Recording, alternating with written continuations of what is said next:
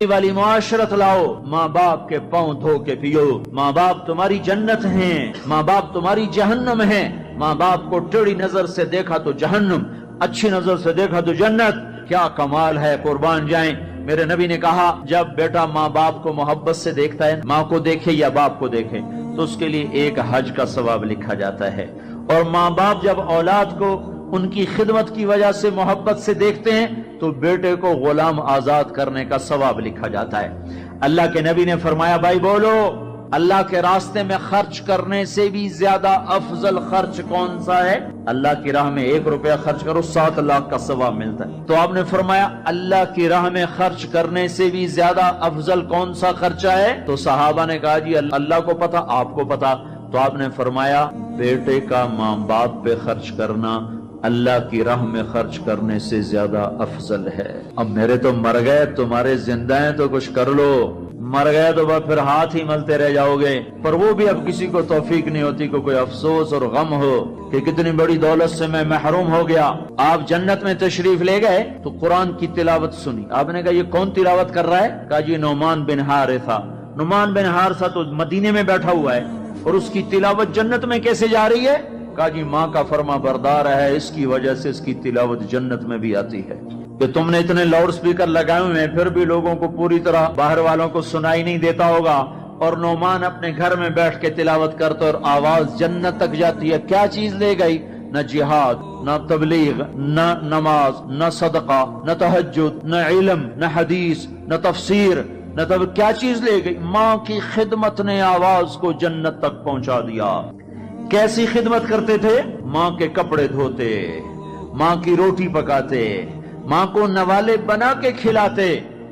ہمارے ماحول میں کیا ہے کہ میں اپنی بیوی سے کہتا ہوں میری ماں کی خدمت کر، میری بیوی کے ذمے نہیں میری ماں کی خدمت۔ اگر وہ کہے میں نہیں کر سکتی تو اسے نافرمان بیوی نہیں کہا جا سکتا۔ میری خدمت نہ کرے تو نافرمان ہے، میری ماں کی خدمت نہ کرے تو نافرمان نہیں ہے۔ اسے میری ماں نے نہیں جنا، مجھے میری ماں نے جنا ہے، میرے ذمے اپنی ماں کی خدمت ہے۔ تو نعمان بن حارثہ کپڑے دھوتے، روٹی پکاتے، سالن پکاتے، نوالے بنا کے کھلاتے، تیل لگاتے، کنگھی کرتے، جوئیں نکالتے، اور ماں کوئی حکم سناتی اور سمجھ میں نہ آتا تو دوبارہ نہیں پوچھتے تھے اماں کیا کہا، باہر نکل کے خادمہ کو بلاتے، کہتے میری ماں نے کیا کہا تھا تو بتا، مجھے سمجھ میں نہیں آیا۔ ادب کی وجہ سے ماں سے دوبارہ پوچھتے نہیں تھے۔ اور میرے بھائیو، ماں باپ کی قدر کرو۔ موسیٰ علیہ السلام نے پوچھا یا اللہ میرا جنت کا ساتھی کون ہے؟ اللہ تعالیٰ نے کہا فلاں قصائی۔ موسیٰ اور قصائی میں کیا جوڑ ہے؟ موسیٰ علیہ السلام گئے تو ایک قصائی ایسے بیٹھا ہوا گوشت بیچ رہا ٹوٹے کر کر کے۔ شام ہوئی، اس نے تھیلا کندھے پہ لٹکایا، گوشت کا ٹکڑا ڈالا، گھر کو چلا۔ موسیٰ علیہ السلام بولے میں بھی آ جاؤں تیرے ساتھ؟ اسے نہیں پتا یہ موسیٰ ہیں۔ کہا آ جاؤ بھائی۔ گھر میں گیا، انہوں نے جا کے گوشت کے ٹوٹے چھوٹی چھوٹی بوٹیاں بنائی، ہانڈی پہ چڑھایا، آٹا گوندھا، سالن تیار ہوا، روٹی پکائی، تیار کر کے ٹرے میں رکھ کر ایک بڑھیا عورت بیٹھی جس کو الٹے ہاتھ کندھے کا سہارا دے کر ایسے بٹھایا، پھر اپنے سیدھے ہاتھ سے نوالے بنا بنا کے اس کے منہ میں ڈالتا رہا، کھلاتا رہا، پھر اس کا منہ صاف کیا۔ اس نے کچھ بڑبڑا کے کہا، پھر اس نے اس کو لٹا دیا۔ موسیٰ علیہ السلام نے پوچھا بھائی یہ کون ہے، کیا ماجرا؟ کہا میری اماں ہے، صبح جاتا ہوں اس کے سارے کام کر کے جاتا ہوں، شام کو آتا ہوں پہلے اس کے کام کرتا ہوں، پھر اپنے بچوں کو دیکھتا ہوں۔ موسیٰ علیہ السلام نے کہا یہ کچھ کہہ رہی تھی۔ وہ کہنے لگا کیا بتاؤں کیا کہہ رہی تھی؟ پاگل ماں ہے، جب بھی خدمت کرتا ہوں مجھے کہتی اللہ تجھے موسیٰ کا ساتھی بنائے جنت میں۔ میں کہاں اور موسیٰ کہاں؟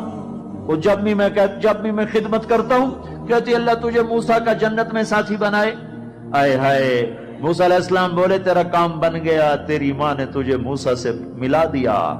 اے ماؤں کو راضی کرو، نبیوں کے ساتھ جنت میں پہنچو گے۔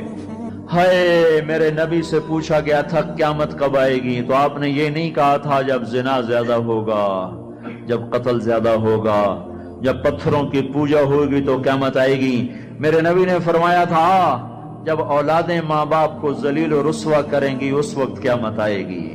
جب ماں باپ سے ایسے بات کریں جیسے نوکروں سے کی جاتی ہے تو اس وقت قیامت آئے گی۔ جب ماں ڈر رہی ہو کہ میں کہ میرا بیٹا کہیں بدتمیزی سے مجھ سے بات نہ کرے. جب باپ ڈر رہا ہو کہ کہیں میرا گریبان نہ پکڑ لے تو سمجھو قیامت آ گئی. اور اللہ کے نبی نے فرمایا جس نے ماں باپ کو ستایا اس پہ اللہ کی لعنت، فرشتوں کی لعنت، زمین آسمان کی لعنت. نہ نماز قبول ہے، نہ روزہ قبول ہے، نہ حج و زکوٰۃ قبول ہے. ہائے ہائے. میں ایک شہر میں گیا، ایک نوجوان میرے پاس آیا کہ میرے باپ نے میرے اوپر زیادتی کی ہے، میری سناؤ. سنتے سنتے پتہ چلا کہ اس نے اپنے باپ کے خلاف عدالت میں کیس کیے ہوئے ہیں. میں نے کہا بیٹا تو جلدی سے چلا جا، تو شکر کر تیرے اوپر آسمان نہیں ٹوٹا، زمین نے تجھے نہیں نگلا، تیرے اوپر کوئی آگ کا کوڑا نہیں برسا، اور اللہ نے ابھی تک تجھے درگزر کا معاملہ کیا ہوا ہے. تو بیٹا ہو کر باپ کے خلاف کیس کر رہا ہے. صرف تو نہیں رگڑا جائے گا، وہ وکیل بھی رگڑا گیا جس نے تیرا کیس تیار کیا، اور وہ گواہ بھی رگڑے گئے جنہوں نے گواہی دی. ارے ظالم، بیٹا ہو کر باپ کے خلاف تو کیس کرتا ہے. تو میرے بھائیو، اپنے ماں باپ کی خدمت کر کے جنت لے لو، جنت بنا لو.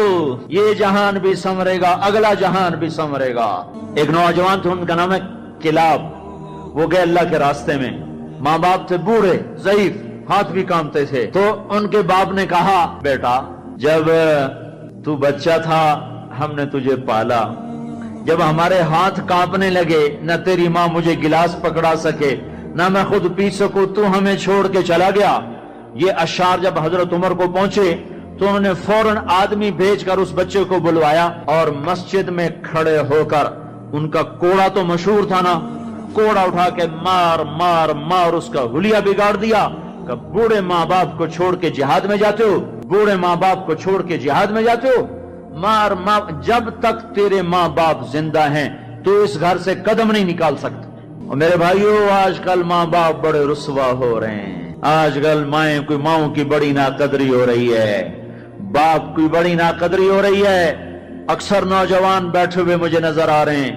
میں تمہیں اللہ رسول کی محبت کا واسطہ دیتا ہوں، میں تمہیں اللہ کا واسطہ دیتا ہوں کہ اپنی ماؤں کو، اپنے باپ کو راضی کرو. ہاں، نافرمانی کی بات کہیں، ماننا نہیں، گستاخی بھی نہیں کرنی.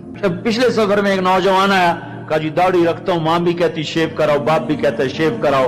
میں نے کہا نہیں نہیں نہیں نہیں نہیں، بالکل نہیں اطاعت کرنی اس میں ماں باپ کی، لیکن گستاخی پھر بھی نہیں کرنی.